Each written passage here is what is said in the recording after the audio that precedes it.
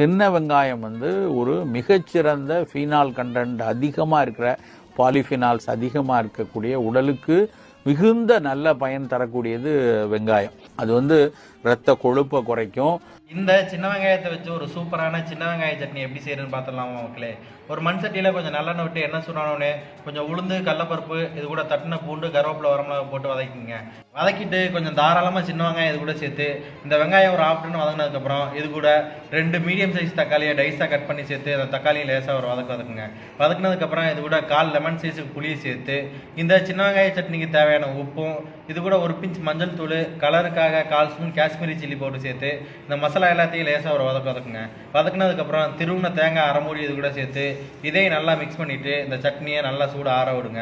இந்த சட்னி நல்லா சூடு ஆறினதுக்கப்புறம் ஒரு மிக்சி ஜாரில் நம்ம வதக்கி வச்சிருக்க சட்னி கூட கொஞ்சம் பெருங்காயத்தூள் சேர்த்து நல்லா அரைச்சி எடுத்துட்டு இது கூட கொஞ்சம் கடுகு, கருவேப்பிலை, வரமிளகா போட்டு தாளித்து ஊற்றுனீங்கன்னா ஒரு சூப்பரான டேஸ்டியான சின்ன வெங்காய சட்னி ரெடிங்க.